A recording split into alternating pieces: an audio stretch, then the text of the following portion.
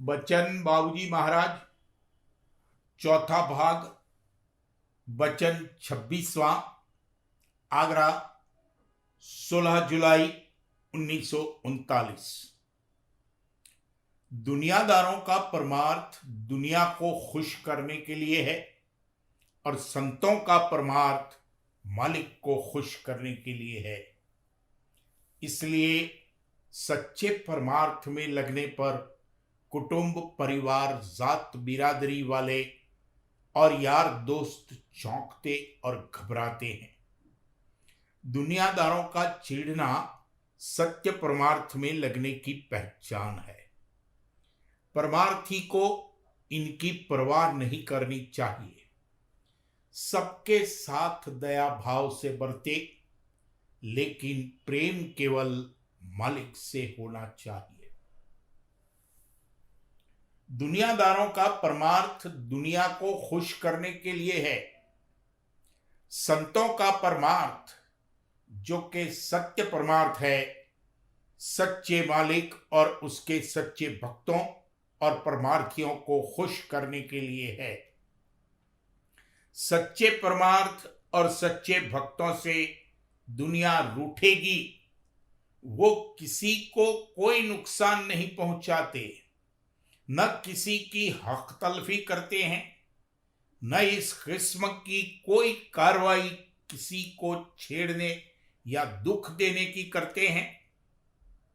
मगर दुनियादारों की बनावट, मिजाज और खवास ही ऐसा है कि उनको सच्चे परमार्थ और परमार्थियों से कुदरती चीड़ है। कोई वास्ता और मतलब न हो, मगर रास्ते चलता आदमी परमार्थी से चिढ़ता है। ज्यों ही सच्चा होकर परमार्थ में लगा कि फिर ऐसा हो नहीं सकता कि कुटुंब, परिवार वाले, जात बिरादरी वाले, यार दोस्त और दुनियादार न चौंकें और न घबरावें।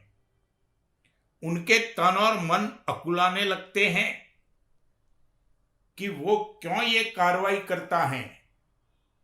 ये पहचान है कि आया कोई शख्स सच्चा होकर और दृढ़ता के साथ सच्चे परमार्थ में लगा है या नहीं। अगर दुनियादार न चिढ़ें और न चौंकें, रोकें और घबरावें, तो जान लेना चाहिए कि परमार्थ नहीं बन रहा है। जहां कहीं सच्चे परमार्थ की कार्रवाई हो रही होगी, यानी सच्चे सत्संग से, और जो सच्चे परमार्थी उसमें शरीक हुए हैं, उनसे दुनिया हमेशा रूठी रहेगी। अगर किसी संगत या परमार्थ की दुनिया में बड़ी प्रशंसा और महिमा है और दुनियादार वहां बड़े शौक से बहुत तादाद में आते जाते हैं, तो समझ लेना चाहिए कि वो सच्चा सत्संग और परमार्थ नहीं है। और जो लोग वहां जाते हैं या उसमें शरीक होकर वहां की कार्रवाई कर रहे हैं या उसके साथ उनको हमदर्दी है और उसमें मदद देते हैं, वो सब दुनियादार हैं। सूरज, जो के तन और मन से अलग और न्यारा जौहर है, उसकी शिरकत से जो कार्रवाई की जाए वो सच्चा परमार्थ है। उसमें तन और मन पर चोट और दबाव पड़ते हैं। दुनियादार, जो के तन और मन के बहुत नीचे घाट पर बैठे हैं और जिनमें सुरतंग अभी नहीं बरामद हुआ है, वो उस चोट और दबाव को जो सच्चे सत्संग में तन और मन पर पड़ते हैं नहीं झेल सकते, वहां से उनको हटाव रहता है। वो सच्चे परमार्थ और परमार्थियों का साथ नहीं दे सकते। उनके दिल में उनके लिए कोई हमदर्दी नहीं हो सकती, बल्कि और मुखालफत होती है। वो मनमती हैं, मनमत के साथी हैं, सुर्त के मत में साथ नहीं दे सकते। जो सच्चा परमार्थी है वो दुनिया की तनिक भी परवाह नहीं करता।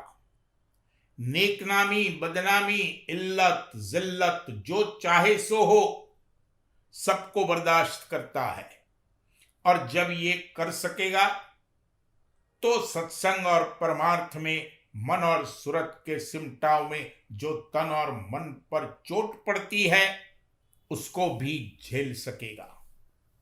अगर दुनिया को अजीज और प्यारी बनाए हुए है और दुनिया से डरता है तो परमार्थ नहीं कमा सकता।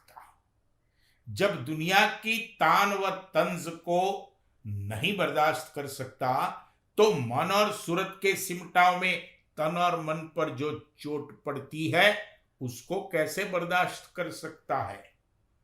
दुनिया और परमार्थ दोनों साथ साथ नहीं बन सकते। बहुत लोग कहते हैं हमको अंतर में दर्शन नहीं होते। अंतर के दर्शन कोई खेल नहीं है। यो तो राधा स्वामी दयाल ने यहां पधार कर देह में दर्शन दिए, मगर जिसको अंतर का दर्शन कहा है वो ये है कि ऊंचे घाट पर यानी तीसरे तिल या उससे ऊपर के घाट पर वहां के चैतन्य आकाश में आकर दर्शे। वो तो जब ही होगा जबकि मन और सूरत सिमटेंगे और चढ़ेंगे, और ये तब ही मुमकिन है जबकि दुनिया से न्यारा और अलग हो, यानी दुनिया को छोड़े, दुनिया के मोह और बंधन ढीले करे, दुनिया की कदर चित्त से निकले, दुनिया न सुहावे, दुनिया दुखदाई मालूम हो और मालिक से मिलने की विरह जागे। जिस कदर दुनिया से अंतर से अलग होता जाएगा उसी कदर घट में चाल चलेगी। दुनिया को छोड़ना और अंतर में शब्द को पकड़ना दोनों साथ साथ चलेंगे। मन और सूरत के सिमटाव में तन और मन पर क्या गुजरती है इसको हर एक शख्स नहीं जानता है। तीसरे तिल की जंतरी में से जब सुरतरूपी बारीक तार निकलेगा तब तन टूटेगा और मन अकुलाएगा। उस तकलीफ को बर्दाश्त करना निहायत मुश्किल काम है। जिसको सच्चे परमार्थ की सच्ची चाह होगी सिर्फ वही उसको बर्दाश्त कर सकता है। अगर चाह सच्ची और गहरी होगी तो अंतर में सिमटाव में जो तकलीफ होती है उसको और बाहर में दुनिया और दुनियादारों की जानिब से जो तकलीफ पहुंचती है उस सब को बर्दाश्त करने की ताकत मालिक देगा और बर्दाश्त करावेगा। सच्चे मालिक से मिलने की सच्ची चाह होनी चाहिए। ये रफ्ता रफ्ता दुनिया को छुड़ा देगी। सच्चे भक्तों और परमार्थियों के मन और सूरत सिमटते हैं तो कमोवेश उसी किस्म का अंतर में खिंचाव का असर उनके संबंध रखने वालों और उस घाट पर जितने जीव हैं उन सब पर दर्जे बदर्जे पहुंचता है, मगर चूंकि वो बहुत कम होता है इसलिए जाहिर नहीं होता। संत ऊंचे से ऊंचे घाट से उतरकर मन के घाट पर आकर बैठते हैं और दरमियान के सब घाट उनके खुले होते हैं, इसलिए सब घाटों पर यानी कुल रचना पर उनके खिंचाव का असर पड़ता है। यही जगत के उद्धार करने की रीति है। जो कि हंस जीव हैं उनको तो वो मुक्ता कर ले जाते हैं और काग जीवों पर इस तौर पर असर पहुंचाकर उनमें बीजा डालते हैं कि जिससे आइंदा वो भी हंस श्रेणी में आवे। जैसे मालिक का कुल रचना पर दया भाव है उसी तरह उसके सच्चे भक्त और परमार्थी भी सबके साथ दया भाव बरतते हैं। वो उनके चित्त की कोमलता का स्वाभाविक अंग है। अपने पर दुख तकलीफ आवे उसकी वो ज्यादा परवाह नहीं करते, बर्दाश्त करते हैं और बवजह अंतर में रूख रहने के उनको दुख तकलीफ कम व्यापते हैं, मगर दूसरों के दुख तकलीफ का उनके दिल पर असर होता है और उसको देखकर उनके दिल में दया आती है।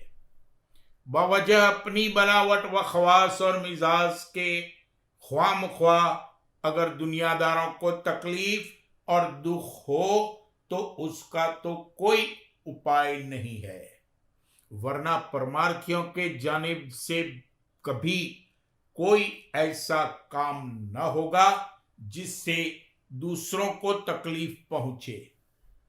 इस घाट पर आकर कुटुंब परिवार यार दोस्त वगैरह के साथ जो फराइज पैदा हो गए हैं उनको परमार्थी जरूर अदा करेगा और करना चाहिए।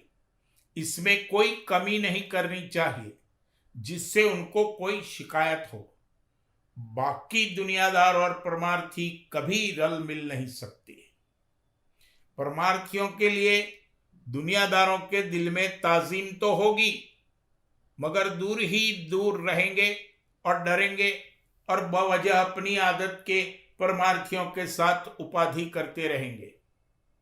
कहने का मुद्दा ये कि दुनिया परमार्थियों के साथ कैसा ही सलूक करे, वो हमेशा सबके साथ दया भाव बरतेंगे और जो परमार्थ के साथी हैं उनके साथ प्रीत भाव बरतेंगे और मालिक के साथ प्रेम भाव होगा।